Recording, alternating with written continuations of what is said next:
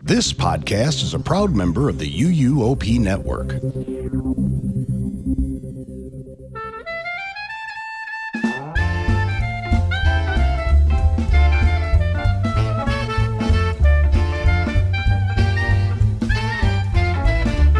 Hello, foodie friends, and welcome to the 11th episode of the Taste of Universal podcast. I'll be your host today, and joining me are my lovely co-hosts Kayla. Hello. Kelly. Hey, guys. And Tracy. Hello, everyone. Well, I know it's been a busy fall season, so what have we all been up to, other than, avoiding hurricanes and things like that in Florida? I bought tickets for the opening day of Epic Universe. Yay! I'm going to see you there. Well, maybe. I mean, I'll be there too. But hopefully we see each other. It's a big park. Yeah. So what I think is funny about my story is I've been saying, along with a lot of other big fans, I think Lee included, I don't know about you, Tracy, but I was like, there's no way, it's just going to be crazy. I'm not going to be there for opening. This is nuts. And then they released the day and it's me and my husband's wedding anniversary. Oh. And I was like, well, this is a sign. And then he emailed me a screenshot of the date. And the email was, well, this is a sign, ... And I'm like, this is so ridiculous. There's 20 signs. We have to go. Yeah. This is stupid. So anyway, bought the tickets. Lovely Cameron, my angel baby, woke me up at 5:30 in the morning. I did not believe for a second in this whatever 6:30, 7:30 rumor that spread. So I was just checking my phone whenever I woke up, which he wakes up at 4 to eat. So I woke up at 4, checked it, and then he was fussing a little bit. So I checked my phone and I saw on Facebook someone said got my tickets, waiting for my email, and I'm like, oh my God, and logged in, and so everyone might kill me or might get blasted for this, but I logged in, I was in queue for 10 minutes, and it took me 3 minutes to fill out my card information, and I bought my tickets. And then I was reading, that was at I think 5:40. That makes sense. Yeah. And then to read everyone screaming and oh my God, this was such a mess. And I'm like, it wasn't a mess for me. Me either. It was really easy. I mean, I think I was. What time were you? I got in. I started at 6, and I think I had my ticket because the ticket linking annual pass thing, I could not figure it out, and I could not link Tony to me, so I had to do it separately. And I did mine on my phone, and I got in the queue at 6, and I think by 6:23, I had my ticket. Wow, for opening day, and I wasn't even intending on going opening day like you, Kayla. I just, it was the first day available, and I was like, well, I guess I'll pick it. How often do you get to go to the opening day of a theme park in the 2020s, I guess I'll go. Yeah. I got tickets. I was in the mess of a line but it's fine at the end of the day. I'm not going to be one more person screaming about that. What, in the grand scheme of things, what is it? I'm doing an annual camping and hiking trip Memorial Day weekend, so I can't go then. And then summer camp starts, so I'm going June 26th or 7th. I think that was the first. Nice. That's when I'll be down in Florida. So I'm excited about that. And I promise we will eventually get to Epic Universe food on this Universal Food podcast. Once we know more details about specific restaurants and menus and things like that, I haven't listened to the whole thing, but the Epic Universe panel at New York Comic-Con, they talked about how the food is some of the whoever it was talking was saying it's some of the best food he's ever had, not just some of the best theme park food he's ever had, but some of the best food he's ever had. So excited to see how that holds up. Yeah, very interesting. I can believe it with the new, obviously it's no secret. I'm obsessed with Minion Cafe, and I think the food, and I've had multiple dishes. It's not just I'm only obsessed with the one cauliflower meal. I'm obsessed with a lot of the meals.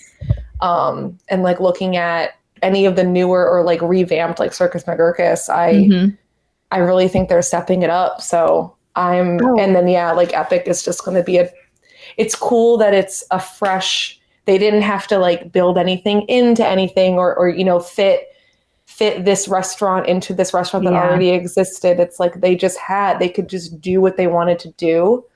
And I'm really curious how it's going to, how much better it's going to be just for that alone.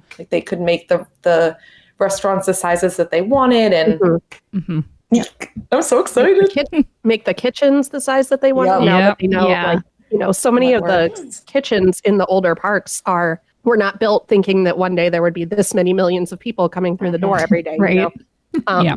I got, they'll make a crepe stand that's like secretly attached to like like, you know what I'm saying? Like a little bit hidden, that it looks like it's a stand, but it's actually attached to like a big kitchen.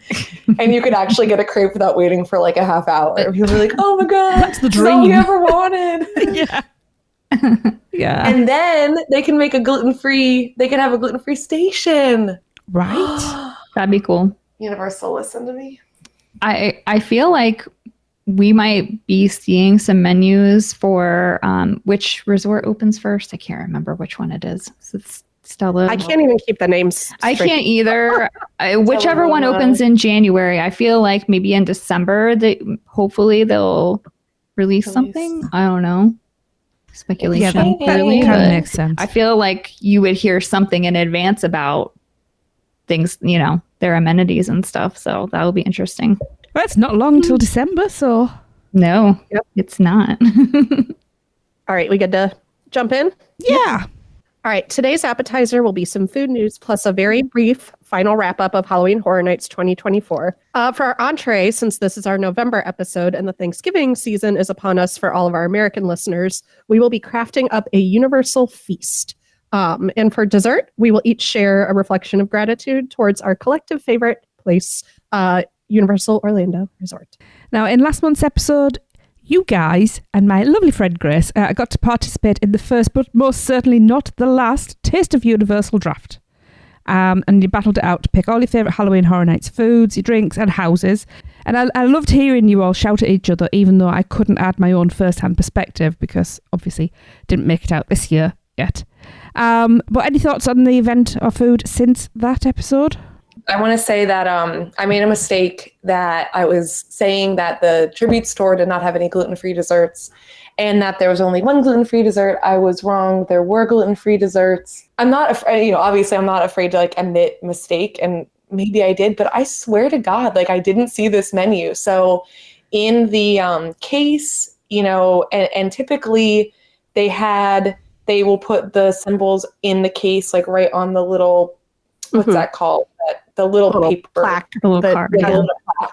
Now, interestingly, Today Cafe had the rotting pumpkin, which is typically gluten-free, and it was not labeled this year on the plaque as gluten-free, and I assumed it wasn't, and I didn't ask. Also, I didn't really love it last year, so it wasn't as big of a deal. Now, in the tribute store, there were none on the plaques, and I've never seen them in the past have gluten-free, and I have seen menus. So I think I was correct in like years past or events past, they didn't have. But apparently this year on the actual physical menu that I don't know if I missed it or if it was newly hung up after I attended. I attended pretty early in the season. But per the board, per the menu, the macaroons and something else, I think there was like a cookie that was labeled gluten-free on the menu, but not on the plaques. So, I guess, again, you know, I'm wondering if that Today Cafe was also gluten-free, and had you asked the chef, maybe they could have, you know, known. I think Universal should be better at being consistent with their labeling. I think it's easiest to see it right on the plaque. You don't have to worry. But the good news is that it looks like there were changes made to the macaroons, at least in park, because before the macaroons were not gluten-free. And I have high hopes now that they will have more now in future tribute stores. So I guess we'll have to see, and then always look for a menu is like the learning lesson. I wonder if they're doing similar to the gluten-free stuff that they're doing with the vegan stuff. Because like if you guys notice the crepe, the new crepe, the lemon blueberry one, it doesn't say like coconut cream, or it doesn't imply vegan except for the double leaf. And then if you look at the Death by Blondie that they serve at San Francisco Pastry Company for Horror Nights, it also doesn't say vegan on it. But I popped over to Croissant Moon Bakery and it said Death by Vegan Blondie. So it's not consistent, or they're just like scaling back on what they are labeling. And it's kind of like more of a mystery. I don't know why you wouldn't just put like the double leaf or the little gluten-free symbol or something, just so we know. That way, you know, it's not going to deter other people if they see a symbol on it. I don't think. Not. So I was just going to say, I'm curious if it's marketing to, because I know people that are like, oh, gluten-free, I'm not going to try that. So I'm curious if they're doing that. Yeah. To try to get people. Yeah. But this the tribute store is an interesting one because it's run by the merchandise department, not the food and beverage department. So they operate very differently than, you know, it's merch team members, not allergen trained people that are selling you the food. They're not serving you the food. They're technically, because like I've asked about allergens before and they were like, oh, well, I have no idea about that kind of stuff. So that I think that's part of it too. Like we don't see that the menus don't show up in the food guides. They don't show up in the on the app and things like that because it's not run by the. I mean, obviously the food is made by people who are food and beverage trained. It's not made by the people who like stock the T-shirts, but it's operated by the merchandise department. Yeah. So this is the thing that gets me. People who go, ooh, gluten-free food. Ooh, do they not think that if it tasted that bad, people who have to be gluten-free would not shout loudly about it?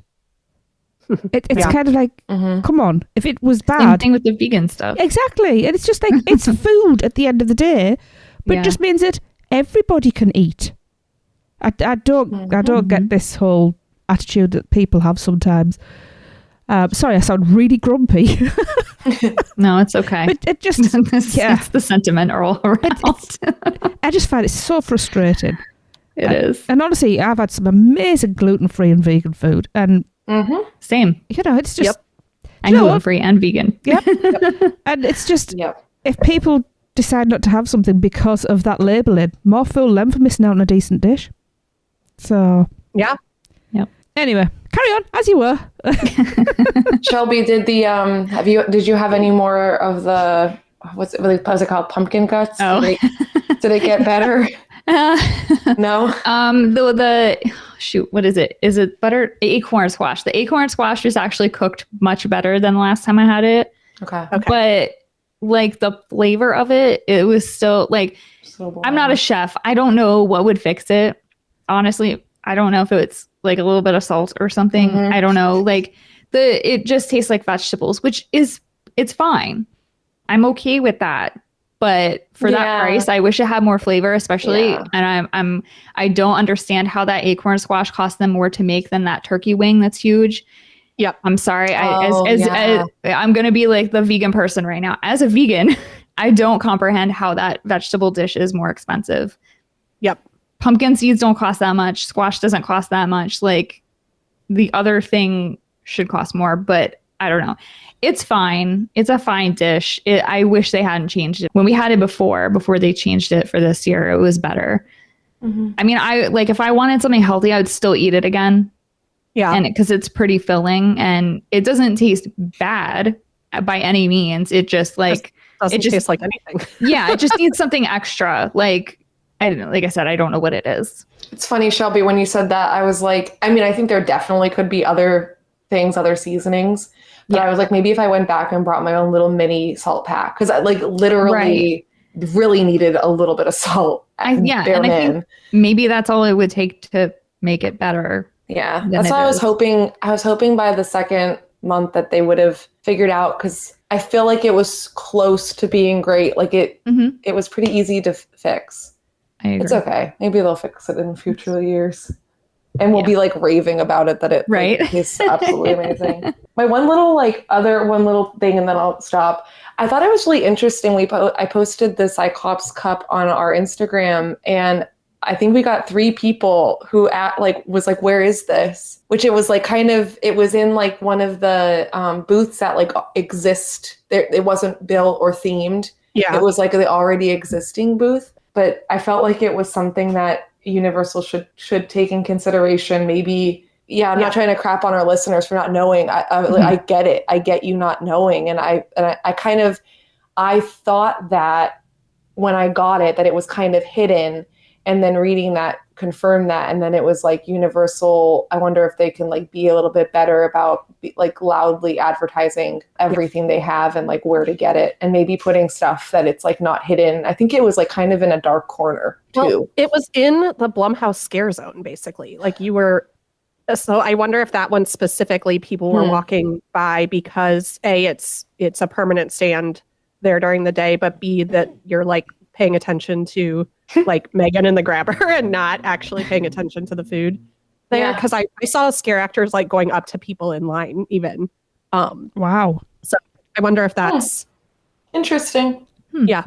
I wonder if that one specifically, because I feel like you could see food lines everywhere else, but that one on at least the 3 nights that I was there didn't have much of a line, and it was right in the middle of the zone. Interesting. I have one more thing to say that I think is kind of funny. I got a red door the other night, and I flipped it over, and the back of it was no longer red. Oh. I was like, are they running out of the dye? I don't know. I'm going to eat another one soon and confirm, but it was just really random because like the whole time it's been the whole door was red. Oops. And now it's just the front. I don't know. That's weird. Just thought it was funny. Yeah. How strange. Very. All right. I'm not in the mood to talk about the vegan walking taco today. Okay. So Understandable. I'll save that eventually for something. So I'm good to move along. Okay, let's move on to some food news across the resort to wrap up our appetizer section of this episode today. Croissant Moon Bakery in Islands of Adventure has added 2 brand new menu items to their menu, and they're called croffles. My husband was like, could not understand what a croffle was, and I'm like, it's a croissant and a waffle. This isn't that hard. And he was like, but is it waffle shaped? And it's just a croissant, like whatever. So our lovely Shelby sent, like my husband and I were having the conversation. I didn't tell anyone. And I hear like a bing, and Shelby sent pictures, and he's like, it makes sense. Yeah. You shall receive. I don't know if we could like post those on our socials, but I should. They look phenomenal, they're not gluten-free, so I can't have them, but man, I want one. But they could make it vegan. Fingers crossed that happens. If these are successful, maybe this is like a test, and then we'll see the vegan croissant made into a croffle. All right, the pizza croffle is a waffled croissant topped with marinara, mozzarella cheese, and pepperoni.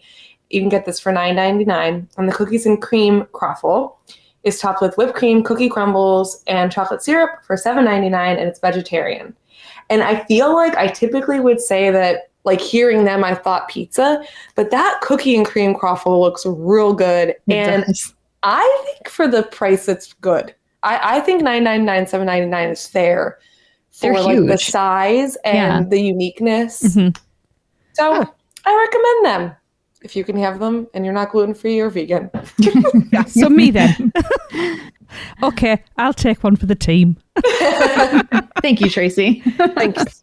We're going to watch you while you eat them. We're just going to sit there and stare at you really creepy. Like, how is it? It's like heart eyes. All right. Well, moving on to something that we can all try.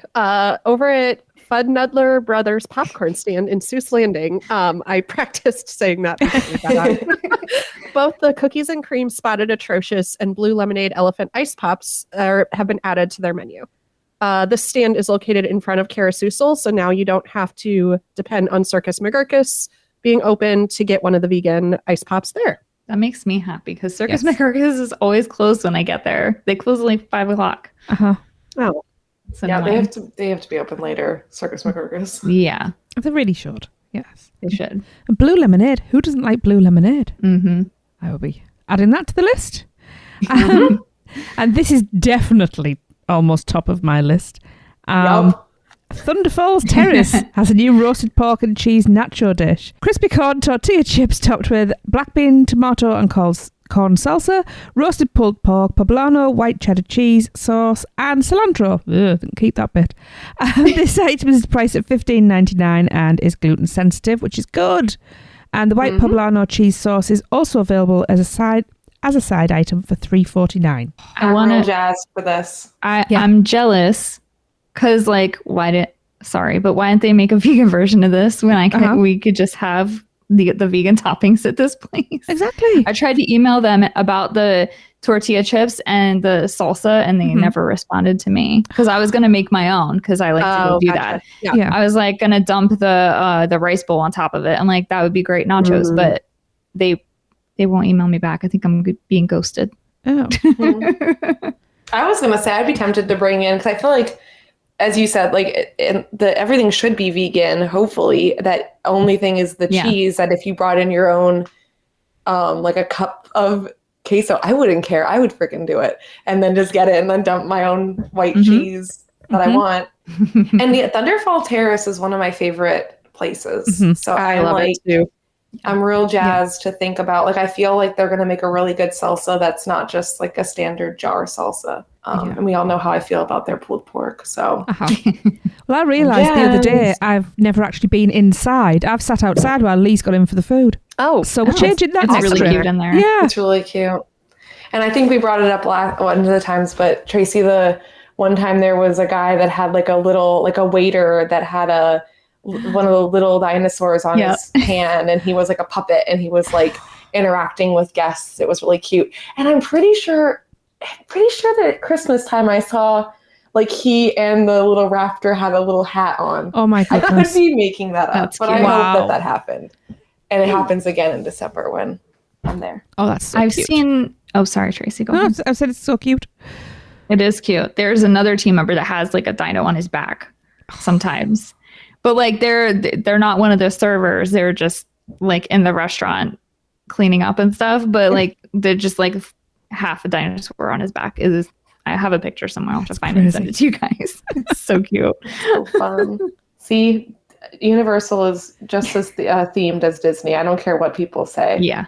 And I feel like those are the examples people give of like, oh, well, even like the staff. And I'm like, yeah, even like everyone well, not everyone, but a lot of people at Universal are just as energized and do these little things and add these little things to their uniforms and how they speak to guests that are super themed. So I highly recommend sitting in Thunderfall Terrace. Yes, definitely. I think just about everybody could eat there too. Yeah. Like almost all the sides are vegan and gluten-free, I think. I'm rethinking my list for entree. you have time. I know. That's probably the bad part, right? You're like, oh, I got to change now. Well, moving on. Mythos Restaurant in the Lost Continent recently added a new dessert to their menu. It's called Citrus Baklava. It's a walnut baklava with vegan vanilla gelato, pistachios, and coconut honey for $11. I literally found out about this the day after we recorded the last episode, which, of course, that's how it goes. Yep. This is not your standard baklava. Nope. I've had real one. It's not the same. It's very good. It's sweet. The ice cream's good. I wish it was more like traditional baklava, but I just want to rant for a second for you guys. I don't understand why there's a vegan dessert, and please don't get me wrong. I'm grateful. I don't mean it like that, but all of the dishes here that can be vegan, you have to modify them. Oh wow. Like heavily. Like they have a souvlaki couscous bowl, but you have to take off the tahini, the tzatziki, and the feta. So like all of the wet ingredients have to come off to make it vegan. Would the tahini need to come off? I don't know. I guess their tahini is not vegan, but it literally says it on the menu, like the menu description in the app. I don't know. Tahini is usually vegan, so I don't understand that. Unless it's somebody misinformed. Maybe. Yeah. But okay, hold on. I'm having a mental breakdown right now. It's okay. I know.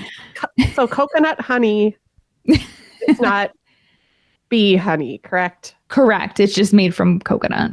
It's like a thick syrup made of coconut. Like I think butter isn't actually butter. It's a honey made from kind of like that. And I think it's the same coconut honey they used for the churros back at Mardi Gras. I think it was last year. I think it's that same, and that's, I believe, the same vegan vanilla gelato. So I think they're repurposing it from the churros. I love that they added a vegan dessert, but like, why do I have to modify all of the options on the menu to be vegan? Like, why isn't there an on-menu vegan option? Like, I had to put hummus on the souvlaki couscous bowl to make it not dry. It should come with hummus. Why don't you just put hummus on that? That's the vegan swap. Like, I don't. And then the pad thai you have to modify too. And they changed the sauce. And when I had it, when we went to try this dessert, it tasted like a cheeseburger. And I can't explain that. I don't get it. Like, it literally tasted like I was eating a cheeseburger, but it was noodles. I thought you the pad thai. I don't know. I thought you meant the I'm sorry, the baklava. Wow. Yeah, I did as well. Baklava tasted like a cheeseburger. Okay, slightly better. Yeah, I don't know. It's just weird. Like, add the dessert all day, but can I have like a non-modifiable vegan option that has sauce on it that's like real sauce? Yeah, I don't know. We had ordered 2 of the hummuses, and then we put, or how do you say plural hummus? Whatever. Come on. I put the hummus on there so it wasn't dry anymore. But like, I just don't get it. Like, I don't know. I'm sorry. No. My head hurts. I don't know. I agree. It just doesn't make any sense. Like, they should have put a vegan dessert at Confisco because they already have a vegan appetizer and entree.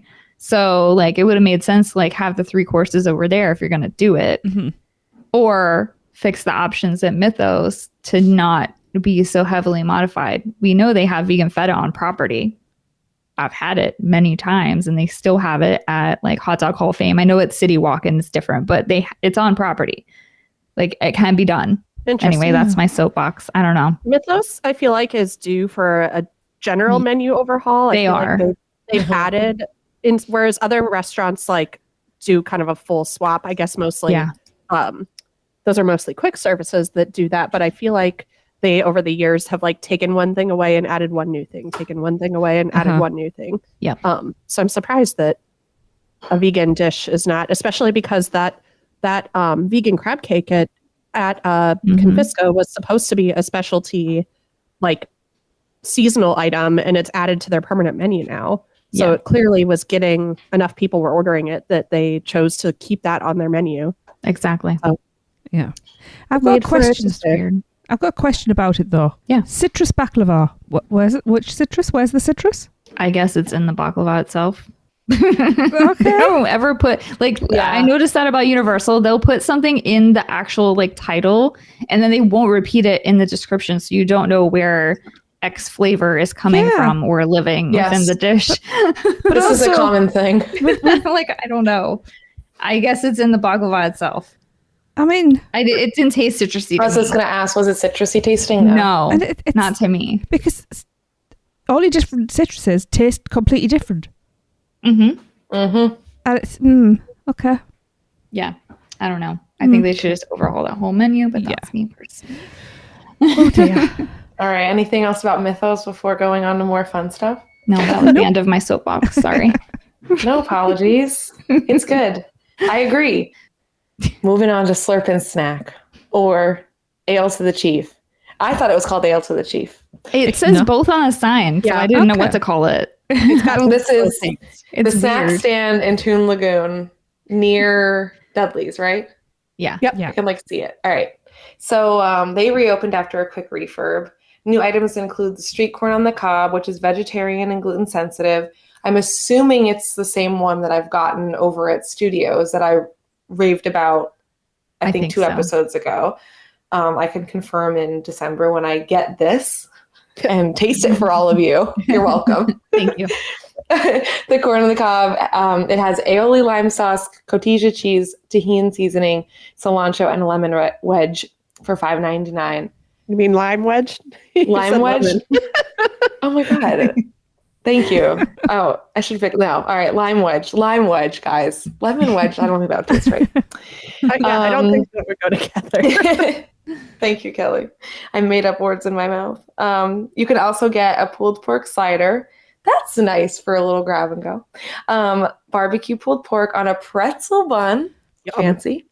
With dill pickles and creamy coleslaw for $8.99. Yum. Before I knew I was gluten-free, I loved a pretzel bun. So I hope it's good for you fancy people that get to eat pretzel buns. Tracy, is that something you would get early? Maybe. I have to limit like the white bread that I have because I'm a little gluten sensitive. So it depends on what I've had the rest of the day. But I would probably try that. I mean, barbecue pulled pork. You can't go wrong. Mm-hmm. Well, speaking of, next up at that location, we have pulled pork nachos. Yes. These feature barbecue pulled pork, crisp tortilla chips, white cheddar sauce, jalapenos, red onions, and cilantro. I could do a... Very nice. I'm assuming, I hope it's gluten-free. It should be. We could do like a nacho, like where the best nachos of the park. Oh, yeah. That's a good one. That does sound like a good one. They keep adding a lot. Like nachos are the thing now, right? Like I feel like every time there's new menu items, there's nachos. I love nachos. Like I would rather have nachos instead of a dessert. Like my thing is always been French fries, nachos, or wings. Like, oh my God, they're my like top 3 like soul food, comfort food that I love. So I'm loving all the nacho options. Kayla, the menu, like they didn't mark that one at all. Like it doesn't have any symbols next to it, so I don't know. You'd have to ask. All right. I'm going to contact them because there is nothing on there that should be gluten. And I know the thing would be sometimes tortilla chips could be like mixed flour and corn, but every other nacho on property is corn. I cannot imagine they're buying special weird chips for this place. So I'll contact and I can see about updating in the next episode. Cool. Nice. Well, last new thing there for dessert, you can get vanilla banana pudding for $5.99, and it's banana pudding, vanilla cookie wafers, and sliced bananas. That's kind of nice. And like simple but good. I don't think I can think of like that anywhere else, or like even in like Disney. I don't know Disney very well. That one seems unique to that. That's Stan. That's it. Yeah.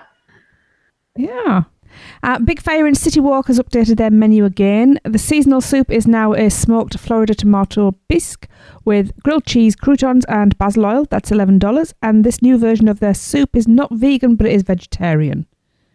Boo. I wish it was vegan as well. I'm really curious, like, why Florida tomato bisque? I don't know. Like, are Florida tomatoes better than other state? Is it just like a pride that we're in Florida, like a locally grown? Maybe it's local. Yeah. I don't know. I think that's a little silly. I never heard of a Florida tomato. No. Anyway. No, it's a bit odd, isn't it? And the watermelon salad is also transformed into an apple salad for the fall season with grilled and marinated apples, frisée, endive, I think that's how you pronounce that, apple cider gel, Marcona almonds and goat's cheese with a poppy seed and apple dressing. And that costs $14 and is gluten sensitive. And sounds I wish delicious. I could have that one. I would try that. It sounds so good. Yeah. Maybe now I'll go there because that actually sounds more like special and not just like basic food that's really expensive. Yep. Yeah. The Colorado lamb shank, more state-specific food, has been replaced with the Hearth grilled lamb chops, which are lamb chops with roasted squash, Brussels sprouts, toasted couscous, and a mint and basil marinade. Marmalade. Oh my goodness. Mint and basil marmalade.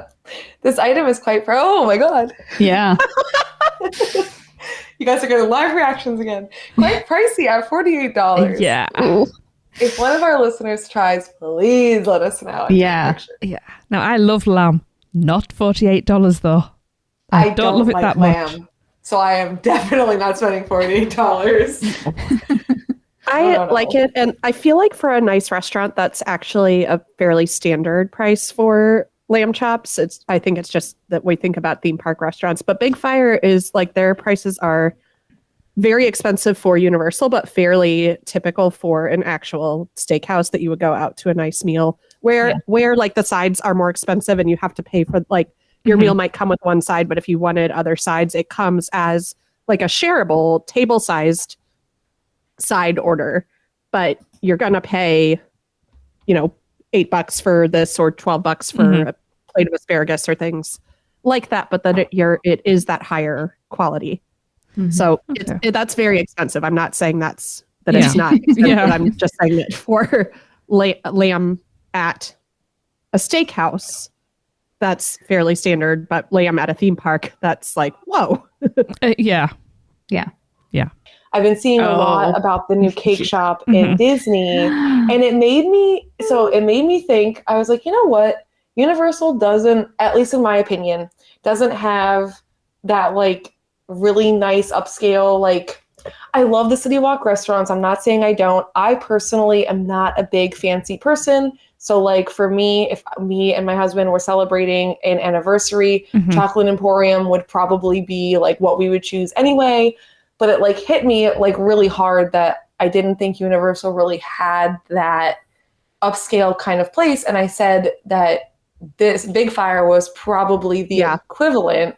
But then it's interesting, Kelly, what you just said, like that even it is, but it isn't.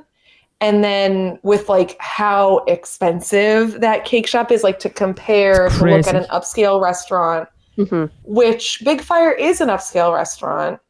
And from what I hear of people that like that sort of stuff, it is very good. It's crowded for a reason, and you know, it's not my taste, but like I've heard good things. Anyway, I don't know. It's like here, it's a good point, Kelly, that you make of like if we're comparing it to theme park restaurants, yes, that seems really high. Is it fair to compare it to a theme park restaurant?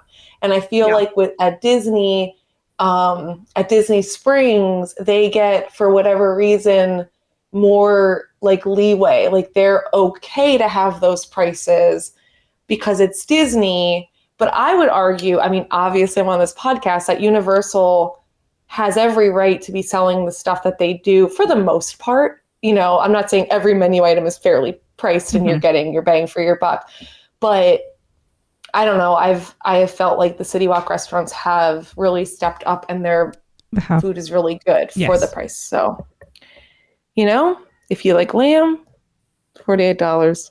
Yeah. I think one last note and then I'll get off of it's like almost like an anti-soapbox. Like I'm not raving or I'm not like mad about I'm not ranting against how expensive it is. I'm trying to defend the price of just like people talking about like how expensive Universal's getting, how expensive Disney's getting. Travel is just more expensive. Like anywhere you're going, like flying, you know, I mostly go to theme parks, but I do go other places too. And just since COVID and even before that, like the cost of a trip anywhere is more expensive. So yes, like Universal hotels are more expensive, but the like Holiday Inn that I stayed in like the middle of nowhere, Georgia, when I was driving to Florida last year was like $123 or something a night. Like travel is more expensive. Flights are more expensive. Food is more expensive. Lodging is more expensive. Tickets are more expensive. Like it's not just theme parks. I think we get kind of siloed in our own little world, but like, I don't love that it's getting more expensive, but travel across the board is more expensive, not just theme parks. So I think we got to keep that in mind when we're budgeting for our own trips and thinking through things like that. Like it's not just about like money sucking. It's like this is how the industry is going. Yes. Yeah. Okay. A less expensive option. The mashed Yukon gold potatoes, which have been replaced by the crispy potatoes and herbs, marked vegan, and they're an $8 side. Yay. $8. That sounds delicious. I love me a good crispy potato. Me too. I can't wait to go try these. That's magic potatoes. We all know that. The fire-grilled asparagus has exited the premium sides menu and was replaced with roasted butternut squash risotto for $10, gluten-free or gluten-sensitive and vegetarian. I might try that too, because risotto is an uncommon option for gluten-free people. And then over in City Walk, they added Wicked chocolate bars, which I'm sure is going to be added to the new Wicked store that should be opening soon. The flavors are milk chocolatey, coconut passion fruit, dark chocolate honey fig, and white chocolate matcha and strawberry. I just watched a video right before recording. The packaging is beautiful. I'm pretty sure it's Mina Lima. I am very excited to see Wicked. I've wanted to see Wicked on Broadway for a while. Haven't seen it. So like, I know the music. I'm not necessarily a fan. I want to buy all the merch. It looks amazing. It's so beautiful. It's so stunning. And these chocolate bars, I don't even need to like the flavors. They're so pretty. And I just want to save them and like hang them up on my wall. Yeah. But yeah, and then even the chocolate bars, the matcha strawberry is pink and green, which is really clever. And the video I watched, they were saying that the flavors were like really strong, like the matcha strawberry. They're like, matcha's really strong, but you can like really taste the strawberry. Okay. It reminded me, they look down and then based on taste remind me of like the elevated, how do I phrase this? Like the Ma and Pa chocolate company that has like samples at your like local farmer market. Okay. Like that's the kind of the vibe I got versus like your commercialized kind of like fake flavors that like the strawberry, you can like taste that it's like that artificial strawberry, not real and kind of like really, really hidden. And it's just basically a chocolate bar with a little hint of strawberry. This didn't seem like that from what I was hearing on the video. So I would like to try those bars, and that's it. And I'm excited to see those at the store. Well, our final news item, over at Antojitos, they've added a new side item to their a la carte menu, and they are pinto stew beans for $5.95. And this item is marked vegan and gluten sensitive. And then one final news item is that Today Cafe got a bunch of new desserts that we did not get into our show notes in time to describe fully. So check our social media for information about the new Today Cafe treats, which that's all going to be all you, Tracy, because there's 7 new items and none of them are gluten-free or vegan. So you will have to try all 7 of those. Yes. Report back to us with a ranking. We will also hear you while you eat them. Yeah. As someone with not a very sweet tooth, that's going to be a challenge. I did notice, I think there was 1 or 2 I would have to get Lee to try instead. But they look amazing. They do. So, and I'm very pleased that we've still got a cream puff, but still very disappointed that they took away my matcha green tea. I can't believe they haven't brought that back. I feel like you're not the only person I've heard that was like distraught at the loss of that dish. So I will be forever upset about that. Every time you're in, you should go and order it. And then when they're like, oh, sorry, we don't have that. Be like, oh, that was my favorite. Like, just continue to plug it. That's it. I'm leaving. I'm going to Disney. This will be something else we need to start putting in surveys. It'll be like, how long would you typically wait for this ride? And you'd be like, longer if I had a matcha green tea. Like put it for every answer of like, how satisfied were you with your, I would have been satisfied had I had a matcha green tea. Oh my goodness, that is happening. That's really smart and funny. I love that. The survey people will like start knowing like, oh, it's that Tracy again. I know it. And then like scroll to the bottom. Tracy. You'll be called matcha tea puff lady behind your back. I've been called worse. All right, we ready to move on? Yeah. I sure hope so. It's been an hour. Oh boy. For our entree today, we will dig into the spirit of a Thanksgiving table laden with main dishes, delicious sides, and tasty desserts.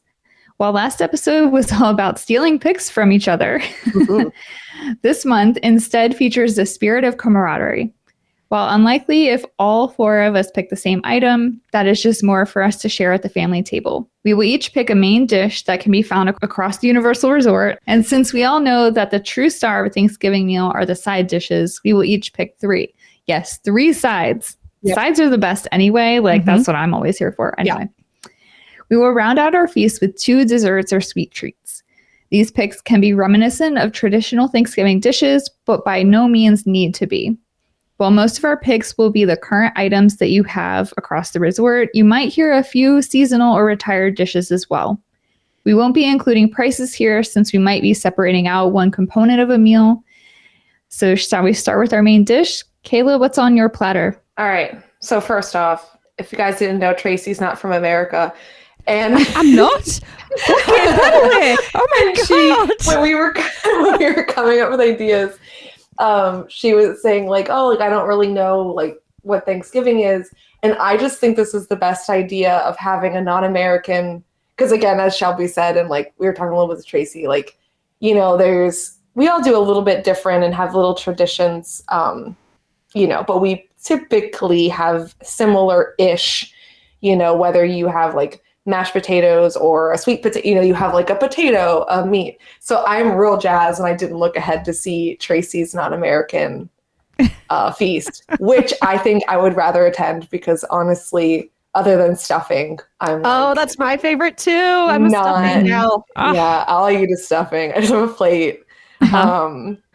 Trader Joe's has a gluten-free stuffing that tastes just like my mom's, like my childhood's, which we were like trying to figure out, and it sells out. So we went in on Saturday and they told us the day they're releasing it. So we're planning to go in day of to like get my boxes of stuffing from Trader Joe's.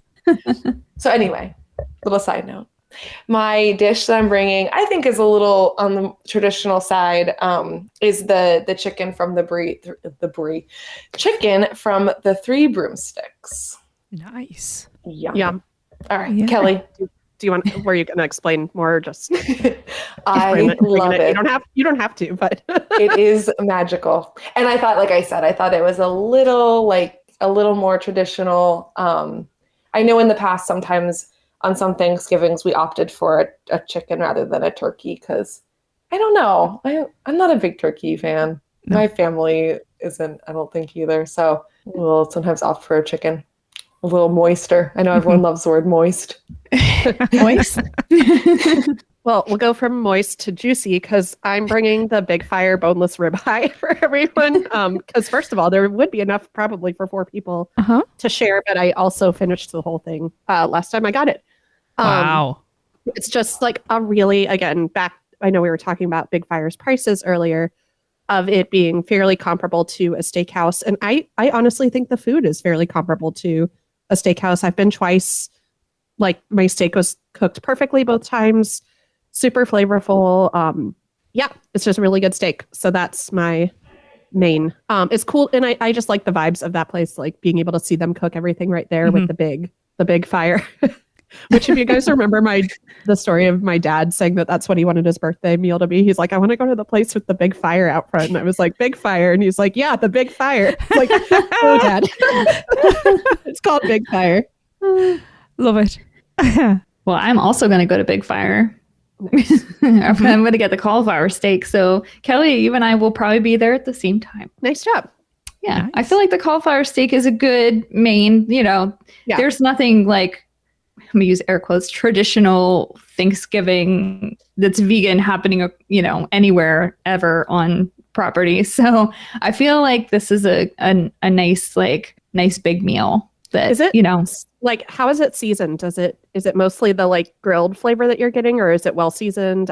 It is well seasoned. Okay. I think the cauliflower itself is really grill, but like all of the accompaniments, which I of course can't remember right now because I have a headache. Everything else with it is flavored. I think there's like shishito peppers. Oh yeah.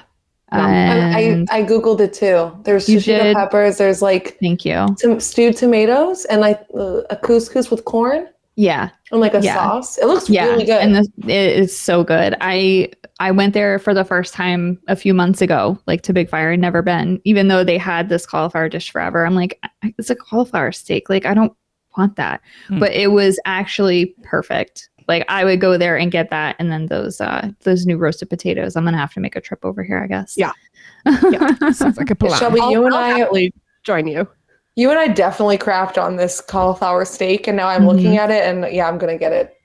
And it's really good. Awesome. So sorry, Big Fire, for the hate from Shelby and myself. I'm heading to Vivo for their lasagna because it's just amazing, and it's a huge portion that we could all. Well, obviously we couldn't all share it because meat.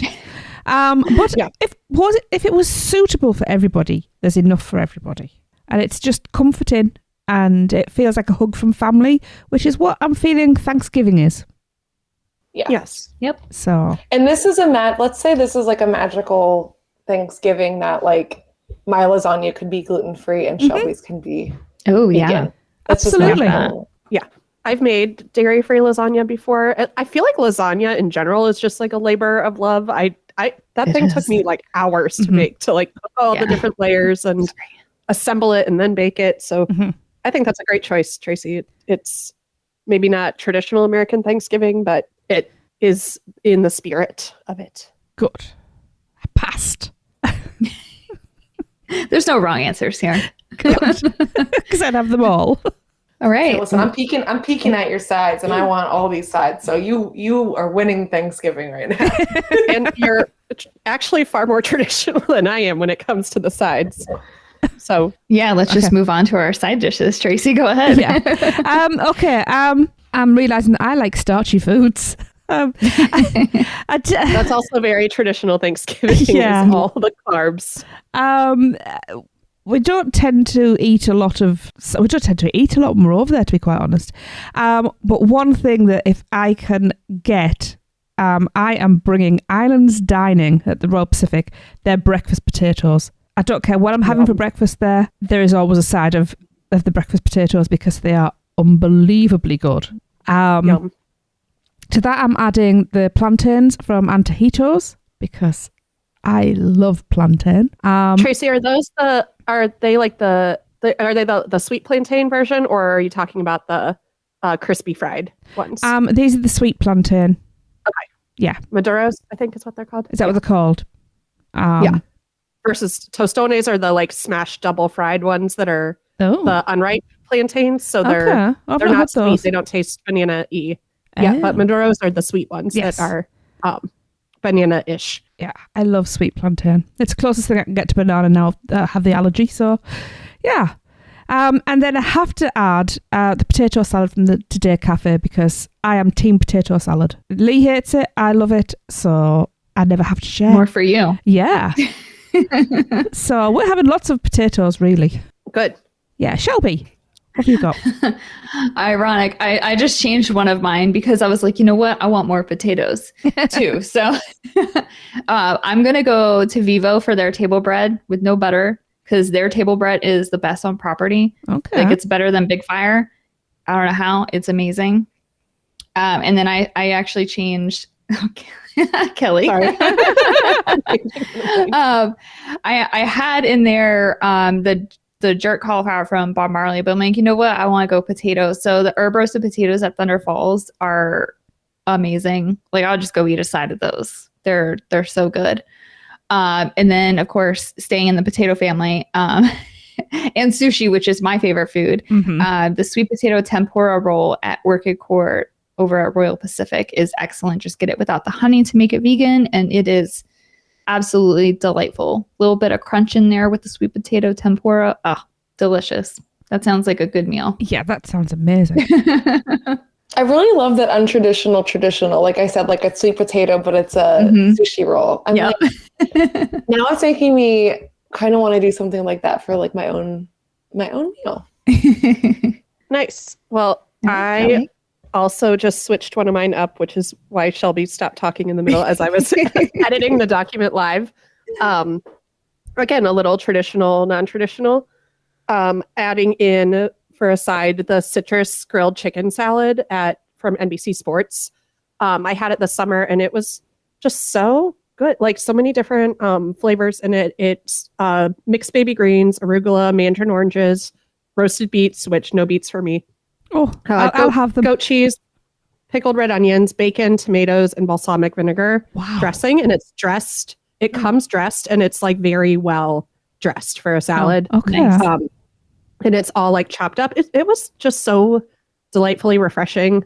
I can't remember if I talked about that on our like what to eat to beat the heat episode or not. But yeah, great salad, and not a ton of chicken and bacon. Like it would be a good side dish. Like it's not a ton of meat for the size of the salad, but there's a ton of veggies in it. But I think it's very worth the price of it as an entree if you did want to get it as an entree.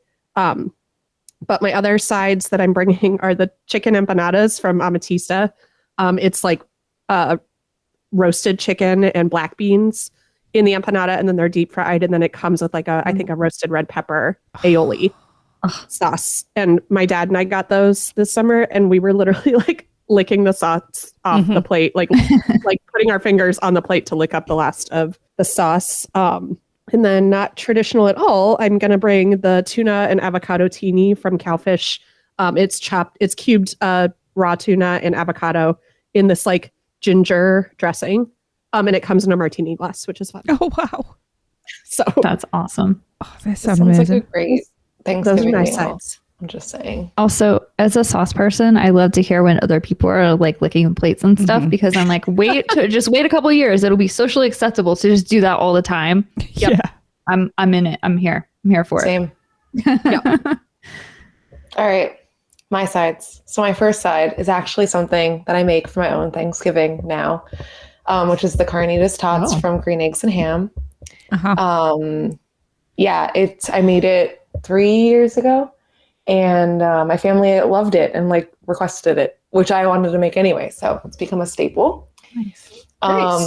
My next is the Chocolate Emporium Sedona barbecue salad, which I relooked at the ingredients and I'm like, oh, it is a little bit themed of like, it has grilled chicken, romaine, roasted corn, black beans, avocado, pepper jack cheese, vine tomatoes, spiced pumpkin seeds. Oh, look at that.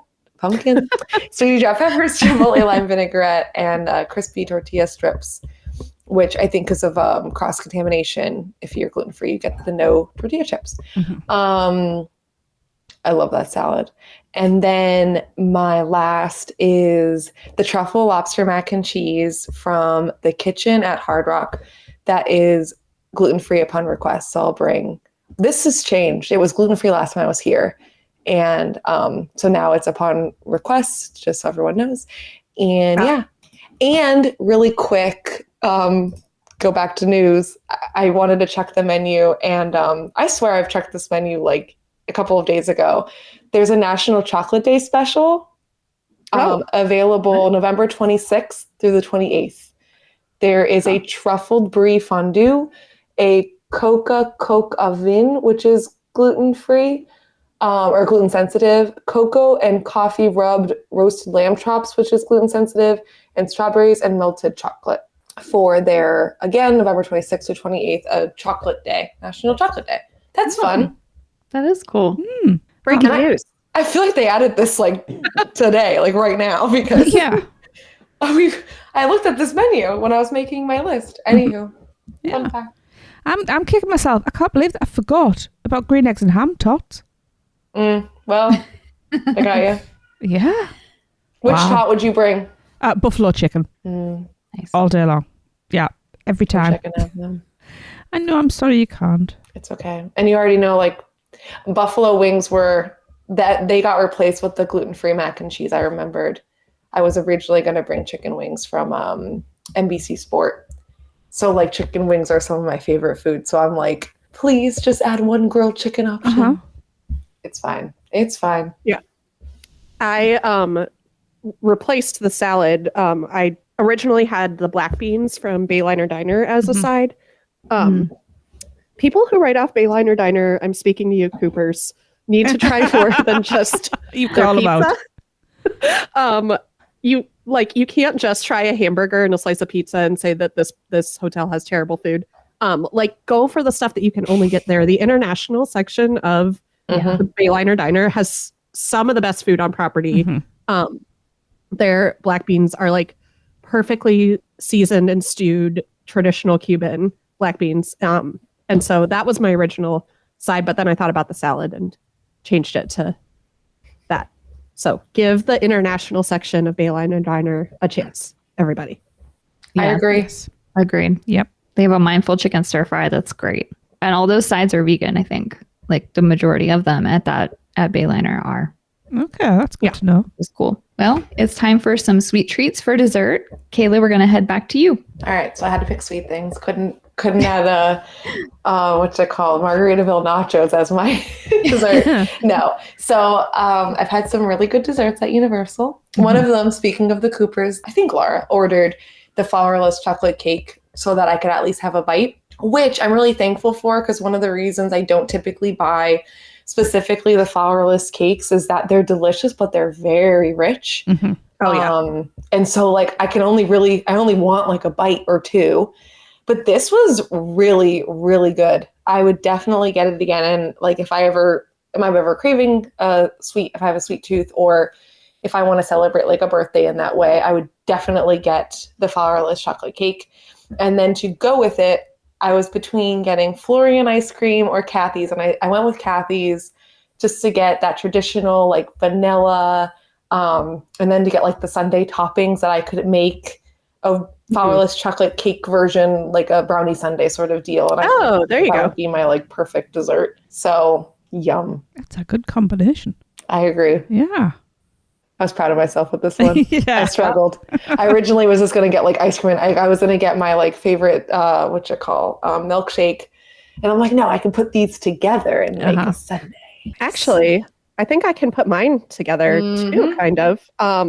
So I shockingly picked two things from Horror Nights because really, Kelly? The food is my favorite thing at the event.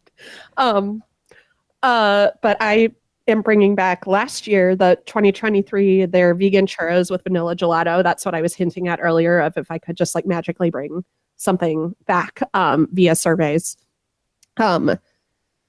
The churros were fantastic.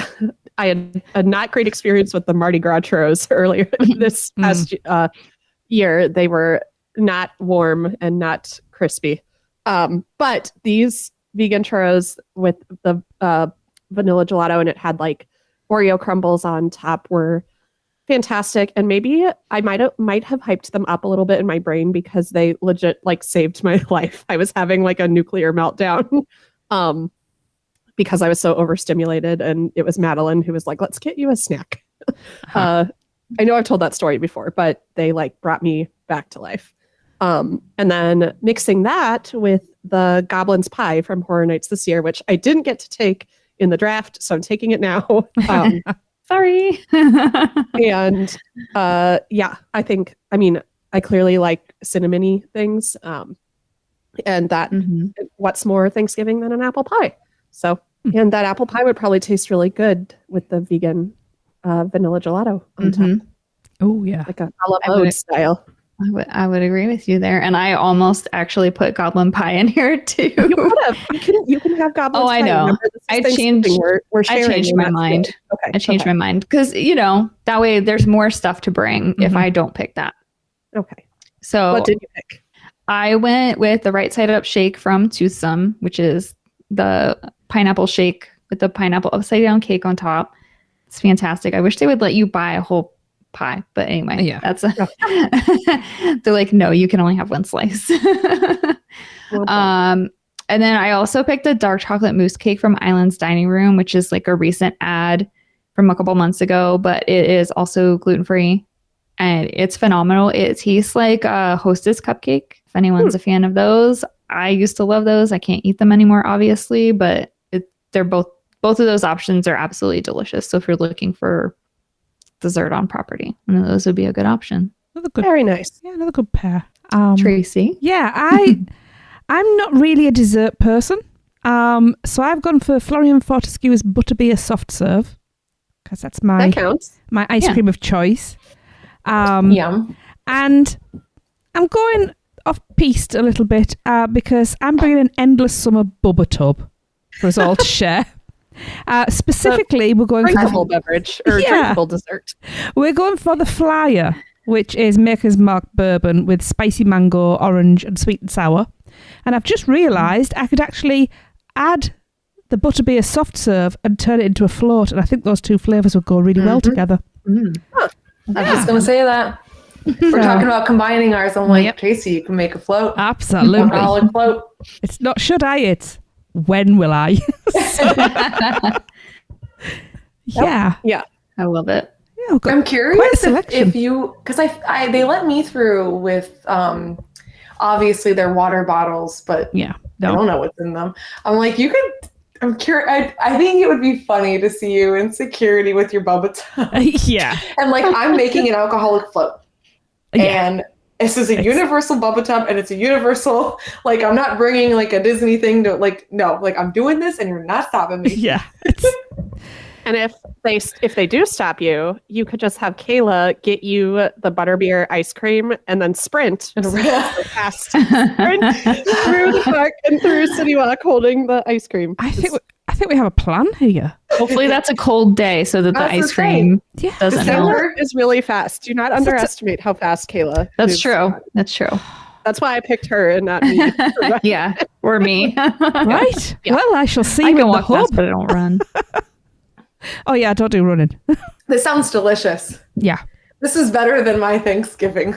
Come on. Did anyone have any like honorable mentions? I know we talked about a couple things, but were there other things? I thought about the potatoes from Wizarding World. If it was a more and I think they're the same ones that they have at like Thunder Falls and stuff like that too. As a more traditional Thanksgiving side than a tuna teeny. But I wanted that. So a potato from the jacket stand. The jacket potato stand would be good. I did think about the Kong dog just as a very humorous centerpiece. Would that be your entree or a side? just the centerpiece. It's the thing we're thankful for. Kong's dog. I'm a bad person. No, that's why we're friends. Tracy, I don't know how, but my husband just found out about Kong dogs like a couple of days ago, and he's like, "What? This exists?" Oh my goodness! I need to show him or have him listen to some of your comments about that in like the UUOP podcast. That's one of the first things on my list to eat when I get back. Nice. Yes. I was really impressed with Tracy bringing a drink, which I felt like if I didn't have this perfect like combination, I would have been like, Tracy, you inspired me. And I think Universal's getting better drinks, but I don't know if this is weird. I want to grab a bottle of wine from Chocolate Emporium. I feel like they have, like whenever I get a glass of rosé there, it tastes better than when I get a glass of rosé anywhere else. And like, I'm typically not the person to buy because I'm like, it's $9 for a glass and I can like buy a bottle for da-da-da. But I love the rosé at Chocolate Emporium. Mm-hmm. So I'll grab a bottle for us. I'll grab a couple bottles of wine. Sounds good. I'll pick a beverage too. If I'm going to be at Big Fire, I might as well get the like tableside smoked old fashioned. It's so cool. I was going to say, if you sit at the bar, they do it like right in front of you. Yeah. They like light the board on fire and everything right there. Whereas if you order it at the table, it comes in its little like smoke dome, but you don't see them. Like it's cool to watch them get a blowtorch out and like light something on fire. Maybe I'm like a 6-year-old boy inside my brain, which is what I liked it. Kayla, you were with me when we got it, right? I thought a stranger got it. I thought I watched the guy next to me. Oh, that's what it was. Yes, that's what it was. It was Tyler and I were together when they did it at the bar. Okay. It's a really good old fashioned as well. I creepily Google-eyed these people as they got their drink and was like, ooh. But if you're ordering something like that, you kind of want people to be oogling at you, right? Like if they're doing that big of a show. Yeah. Well, I guess I'll pick a drink real quick too. The apple and pear ciders from the Wizarding World are really good. And those are like fall drinks, even though they're iced. Ooh. They're still really good. Yeah. It's Florida. We don't want to, I mean, I know some people like hot butterbeer, which I can't have no matter what, but I feel like a nice like iced pear or apple cider would be good. I'm good. Right? Yeah, there's nothing. I think this meal is delicious. Yeah, agreed. All right. Well, that was quite the feast, and I'm grateful we got to share it together. In that same spirit, we will move from the dessert section of our feast to the dessert section of our episode. This month, we will each quickly describe something non-food related at Universal that makes our gratitude list this year. Tracy, can you start us off? So I've wrestled with this one because I'm British. We're not grateful for anything. So what I'm grateful for from Universal is bringing me my friends and family that I travel out to see as often as I can and talk to and bug online all the time. So that's my little gratitude. I love that. I love it too. I think I will kind of echo that because I live locally, so going to the parks is sometimes a daily occurrence or weekly occurrence for me. And it kind of, when you live here, I don't know, for me, it's different, especially doing so many things relating to Universal. You kind of I have lost a little bit of the magic that like, I know you guys talk about all the time. And I'm like, oh, I'm so jealous. Like, I don't have those days where like I get up on Saturday and I'm like, we're going to Universal. You know what I mean? Like, I don't have that excitement anymore. So yeah, sharing it with my friends and like being able to talk to you guys about food and like hanging out at the parks together, it helps me get some of that magic back. And I am grateful for that, because sometimes it just becomes part of the day to day and it's not as special to me anymore. But like sharing it with my friends is just, it's amazing. So thank you guys. Nice. That was kind of originally my answer too, of like that I kind of have this family because of Universal, where it started out as like, oh, we all like this thing, and to like, oh, now we just like enjoy spending life together, not just doing theme parks together. But I was lesson planning the other day and had I'll like watch Universal walkthrough videos on the TV while I'm working and stuff in the evenings. And the parade was in one of the videos. And I just had the thought this year, Kayla, I know we've talked about this, of being so grateful for the Universal Entertainment Department because of the like diversity overall in the size and shape and form and genders of their performers. And that, like, I know I've said before, like I was a dancer growing up and all the way through college and things like that. And just thinking through how impactful that would have been to me as like 13-year-old dancer Kelly, like, you know, this is getting a little deep, but like how meaningful that would have been for me to see people who weren't, you know, all these like tall, super, super skinny people performing and going after it and like being proud of their bodies and things like that. Like that, I really, really notice it with Universal, and I've noticed it, you know, in not just the regular parade, but like the Mardi Gras parade, their Christmas performers, kind of across the board, even Horror Nights, like it's not all one note, and it's like, it's just really meaningful to me that their entertainment department is so diverse across the board. So just, that was a very specific thing, but I wanted to share that, just thinking through watching seeing the parade. I finally got to see the parade in September when I was there, and just like, it's a big deal. And I think it's really cool. I love that. Yeah. I appreciate it too. It's nice to see there's a huge amount of diversity now. You're to your point, it's more every time they develop something new or a new event, there's more diversity every time. Yeah. Even if we look at, we've been bringing up some like different culture events in like City Walk restaurants. Like it seems like it can always improve, and, you know, I'm sure that there's something they haven't necessarily reached yet, but it definitely seems like they're taking strides to just being more and more inclusive and celebratory, which is really special. Yeah. Yeah. That's a great thing to be thankful for. Thanks. So yeah, everyone,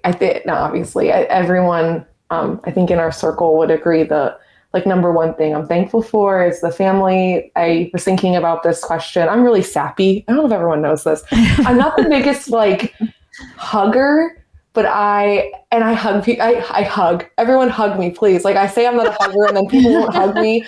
But I'm not as like physically or like on the surface, whatever, but I'm so sappy. I cry all the time. I cried when we were like leaving Horror Nights as a group. I just cry all the time, and I love my friends so much. And I'll just like wake up and like something will remind me of like our podcast, and I'll like tear up and like, I just love those ladies. Like I'm so happy. Anyway, it like really hit me that I was at the what the heck is it called, Tracy? The meetup.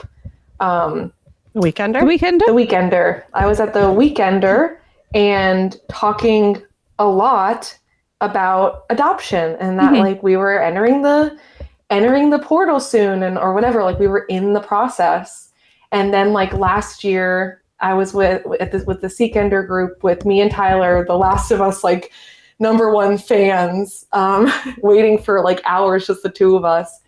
and talking a lot about like, you know, he was the only father currently in the group, and he was like talking about fatherhood and, you know, as I'm trying, you know, in the portal and stepping in, and it's like, you guys have just been along every step of the way. And so probably because we're in these lines together for hours that we're doing a ton of talking. And now with like the podcast, we talk a lot and like whatever that I feel like everyone is so far away geographically from me, but honestly, probably no more than some of my like physically closer friends. Like you guys were just there for everything. And to have Cameron, and now that hopefully everyone gets to meet him in December, and like it's just so special.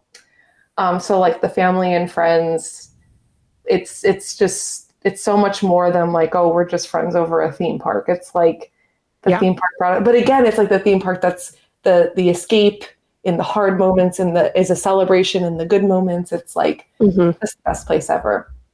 Which then my like different whatever thankfulness, I feel like there's like a million things. I was like, I'm so silly thankful that Universal is currently a pretty stress-free, like I don't need to plan everything in advance like Disney, and I'm so freaking thankful. So Universal, you have to stay that way. I can't handle it if you don't. I can't handle it either. You'll lose me. But the thing I'm super thankful for, Sensational. I want to like think about it more, because I feel like there's like a bigger, like there's something about that show that is so special. And like I say, like theme park music, John Williams music, like that's my thing. Like that was like the thing I listen to when I'm like meditating or like having a day. And then to have this show that they made the summer of my adoption, that I'm there all the time. And it was so spectacular, with these really heartfelt moments, with this beautiful composition of music that was so beautifully interwoven. Like I put on Sensational for Cameron almost every week, almost every other day. Like it's a nice background thing to have on. And with like some of the lights and like music, whatever, it's a forever piece of my life. And like, I still tear up when I listen to it. I've listened to it over now like 100 times, right? Like it's on in my background living room, and there's something about that dang show that it just pulls at my heartstrings. And like whoever the heck created it, thank you. Yeah, I know somebody else who reacts exactly the same way. Yeah, it's going to be a part of my life forever. I will listen to that when I'm 50 years old and be like, close my eyes and get to remember like seeing it with Kelly for the first time, seeing it with my mom for the first time, who also went bananas for it. Like these really hopefully getting to like experience it with you, Tracy, and Lee, and Shelby. Shelby, you seen it yet? No. Shelby, no. Please, for my Christmas gift, just go to the show with me. Okay, I will do that. Yes. I'll get you like some caffeine or something if you're too tired. I know. Okay, sorry. My thank you went really long. That's okay. I will see it with you guys though. That sounds like a plan to me. Kayla, like you really will be doing that forever. Like that's such a special like time moment for you that for example, the summer that I worked at Disney, they had special fireworks just that summer. They ended up reusing part of it for the Princess and Pirate Party later, but they were called Summer Night-tastic, and it was just that summer, and that's the summer that I worked there. And I have like such special memories with just those friends, with just that show, that sometimes I'll put that on as like background music, because it's so tied to this like amazing memory that I have. And it feels like a very special thing that I know was not made just for me, but it feels like it was made just for me, and that was over 10 years ago now. Like that was, oh my gosh, that was 14 years ago now. Holy cow. But yeah, it really will stick with you for such a special thing. Yeah. Yeah. I cannot wait, Tracy, for you to see it. Okay. That's it. That's the end. Shelby, I'm excited for you too, but I'm not as excited because you had every opportunity and you're just a sleepy grouch. I am a sleepy grouch. It's not untrue. Not untrue. Hornice has been hard this year, not gonna lie. You've trained for seeing the show. I have, so I should be able to stay up one night. It comes back. By the time this episode comes out, it will be back. Yeah. Or within a day or two of when this episode is released. I'm really looking forward to seeing it. It looks nice to be all together. Yes. Yeah. To see it. Yes. That sounds like a date to me. It does. Yeah. We'll have to pick more for dinner. Absolutely. You've got to have viewing snacks. I mean, come on. I wonder if they'll bring back the vegan churros, the sensational churros. Mm-hmm. That's what I thought. Like, they had that snack thing. I hope they bring it back. Yeah, I hope they don't because I know they were selling those on the RIP tour. So hopefully they'll just restock them for the show. But we'll see. All right. Well, at the end of the day, I am so thankful to share this space with you, my fellow podcast sisters. I really, really am.